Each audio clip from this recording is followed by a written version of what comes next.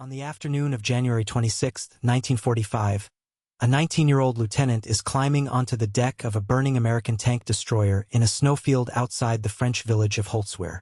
The vehicle is an M10. Its crew is gone. The hull is on fire. Inside the hull, the unfired ammunition is beginning to cook off, and every minute or so something pops underneath him with a flat metallic thud that he can feel through the soles of his boots. He is, by the count of the men he has just ordered into the woods behind him, the only American left in the clearing. He picks up the field telephone wired to the tank destroyer. He puts the handset to his ear. Across the snow, 250 German infantrymen are walking toward him in a long gray line, with 6 panzers grinding through the treeline behind them. He keys the handset. He calls in artillery onto his own position. Then he climbs onto the turret, takes hold of the 50 caliber machine gun, and starts to fire. He will stay on that burning tank destroyer for about an hour. His name is Audie Murphy. He is the son of Texas sharecroppers. By the end of this hour, he will be on his way to becoming the most decorated American combat soldier of the Second World War. To understand how he got there, you have to go back to a small farmhouse near Kingston, Texas in the 1930s. The Murphys were sharecroppers. There were 12 children. The house had no electricity. The fields, in a good year, gave just enough cotton to keep the family eating, and in most years they were not good years. Audie was the 7th child. He was small. He grew to 5 feet 5 inches and stopped there. He had a quiet voice and a long, watchful kind of patience that the older Murphys would later say was the only inheritance the family had left to give. His father walked out when Audie was a boy. He sent no money. He did not come back. His mother, Josie, held the family together with thin meals and long days. She died in the spring of 1941. Audie was 15. After the funeral, 3 of the youngest Murphy children were placed in an orphanage. Audie took on the rest. He hunted rabbit and squirrel with a single-shot .22. By his own count, he had to make every bullet count because he could afford no misses. He worked the cotton fields. He pumped gas. He worked in a radio repair shop. He was still doing those things when, on a Sunday in December of 1941, a Japanese fleet arrived over Pearl Harbor. He tried the Marines first. The recruiter took one look at him, 110 pounds, just over 5 feet 5, and turned him away. He tried the paratroopers. They turned him away too. He went home and got his older sister, Corinne. He persuaded her to sign a sworn affidavit that he was 18 years old. He was, in fact, 17. In June of 1942, he walked into an Army recruiting office in Greenville, Texas, with that piece of paper in his hand. The Army took him. He fainted during a drill in basic training. The instructors wanted to assign him to a cook school. He refused. He asked to be sent to the infantry.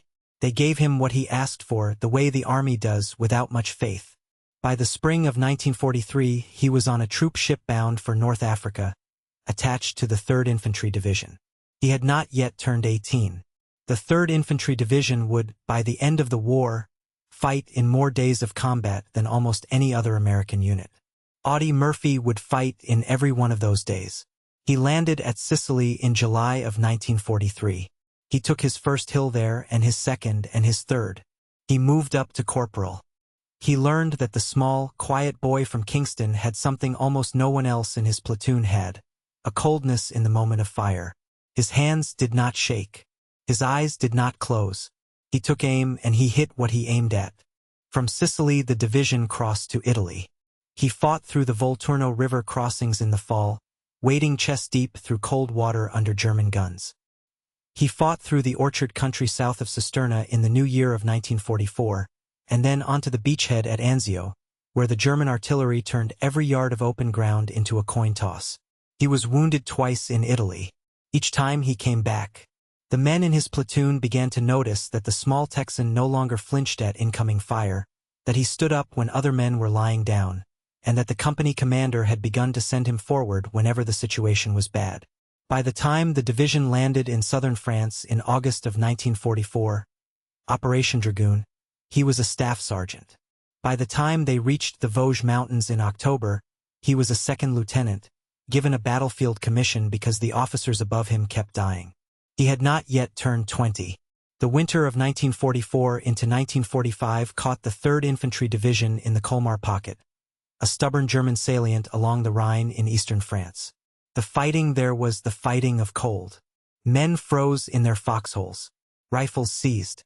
Boots came off with the skin still inside them. The Germans dug into stone farmhouses and treelines, and the Americans pried them out 1 yard at a time. By the morning of January 26th, the company Audie Murphy commanded, Company B of the 15th Infantry Regiment, was down to 19 effective men. A full American rifle company should have had about 150. They were holding a stretch of road outside a small village called Holtzwihr, in a clearing surrounded by woods. They had 2 M10 tank destroyers parked behind them. The orders were to hold the road. A little after 2 in the afternoon, the road in front of them filled with Germans. There were 6 panzers and roughly 250 infantry. The 2 American tank destroyers fired, took return fire, and were destroyed within minutes. One of them began to burn. The other lay silent in the snow. Murphy ordered his 19 men into the woods. He stayed. He stayed because he had a working field telephone wired to the burning tank destroyer and a 50 caliber machine gun on its deck that the Germans had not yet hit, and because someone had to slow the panzers long enough for the company to live. He climbed onto the burning M10. He picked up the handset. He called in artillery. The field artillery on the other end of the line asked him how close he wanted the shells. "Just hold the phone," he said, "and I'll tell you." He held the phone in one hand and worked the 50 caliber with the other. The German infantry advanced across the open snow in front of him. He fired in long, even bursts. He directed artillery onto the gray line as it came, walking the shells in closer and closer, until the radio operator on the other end finally asked him how close the shells were now. "Hold the phone," he said again, "and I'll let you talk to one of the bastards." He fought there for about an hour. The German infantry broke before the panzers did. The panzers, without infantry, would not enter the clearing. They turned and pulled back into the treeline. By the time the smoke cleared, the snow in front of the burning M10 held the bodies of an estimated 50 German soldiers, and the man on the tank destroyer was still alive. He had been hit in the leg by shrapnel during the fight. He climbed down. He walked back into the woods. He refused evacuation. He gathered his 19 men and led them in a counterattack that took back the ground they had lost that afternoon. For this action, he was awarded the Medal of Honor. By the time it was pinned to him, he had already collected the Distinguished Service Cross, 2 Silver Stars, 3 Purple Hearts, and a long string of lesser decorations. In total, by the end of the war, he would carry 33 American awards, plus the French Légion d'honneur, the Croix de Guerre with Palm, the Belgian Croix de Guerre, and the Medal of Liberated France. No American combat soldier of the Second World War was decorated more times. He came home in July of 1945. He was 20 years old. On the 16th of that month, his face was on the cover of Life magazine. A young, narrow, almost boyish face, looking off camera, half-lit. The caption called him the most decorated soldier of the war. James Cagney saw the cover. Cagney was, at that time, one of the most famous actors in America. He sent Audie Murphy a telegram inviting him to Hollywood. Murphy got on a train, because there was nothing else for a sharecropper's son from Kingston, Texas, to get on. He would spend the next 25 years making movies, about 45 of them, mostly westerns. In 1955, he played himself in the film version of his own memoir, To Hell and Back. The picture was the highest-grossing film of Universal Studios history until Jaws broke its record 2 decades later.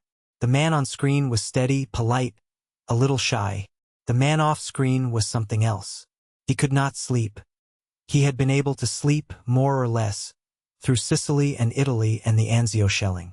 He had stopped being able to sleep in the Colmar pocket, and he never started again. He slept for the rest of his life with a loaded 45 caliber pistol under his pillow. He woke from nightmares with the pistol in his hand. He told a journalist, once, that he sometimes did not know, in the moment of waking, whether the man across the room was a German infantryman or a hotel bellhop. He was addicted, for years, to the sleeping pills the Veterans Administration prescribed him. When he could not get the pills, he gambled. When he could not gamble, he drank. His first marriage collapsed under the weight of all of it. His second marriage held, but barely. They called it battle fatigue then. They had no other word for it. The diagnosis we would later call post-traumatic stress disorder did not yet exist. The DSM that would name it was still more than a decade away. Audie Murphy did not wait for the name. In the late 1960s, he began to talk openly and publicly about what the war had done to him. He testified before Congress. He pushed for better mental health care for returning veterans, for the boys coming back from Vietnam, who he said were going to need it more than the country yet understood. He gave interviews in which he described the nightmares by name. He told reporters that they should write about it. He was one of the first American public figures to use his own face to say, in plain words, that the war did not end when the war ended. On the 28th of May, 1971, a private plane carrying Audie Murphy and 5 other men flew into the side of Brush Mountain, in Fog in Western Virginia. He was 45 years old. He is buried in Section 34 of Arlington National Cemetery. His headstone is the standard government issue, small, white, simple. The Medal of Honor recipients at Arlington are usually given gold leaf lettering on their stones. He asked, in writing, that his stone be plain. His grave is, by the count of the Arlington Visitor Service, the second most visited site in the entire cemetery, after the grave of John F. Kennedy. A boy from a sharecropper's farm in East Texas, who weighed 110 pounds at 17, who had to forge his own enlistment papers to be allowed into the war, fought 27 months of continuous combat across 2 continents, was wounded 3 times, earned more decorations than any other American combat soldier of the war, came home before he was old enough to vote, walked into Hollywood, played himself in a movie that outgrossed every film his studio had ever made, and then spent the rest of his short life trying to keep other soldiers from sleeping with a pistol under their pillow. He did not always succeed. He could not save himself from the nightmares.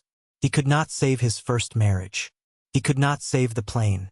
But the boy who climbed onto the burning tank destroyer outside Holtzwihr was the same man who, 20 years later, sat in front of a congressional microphone and told the country that the war had cost him sleep he was never going to get back. It is a strange and useful thing to remember when the words "most decorated" come up. The medals were heavy. The pistol under the pillow was heavier. If this story moved you, subscribe to follow the Untold Front. New stories every week.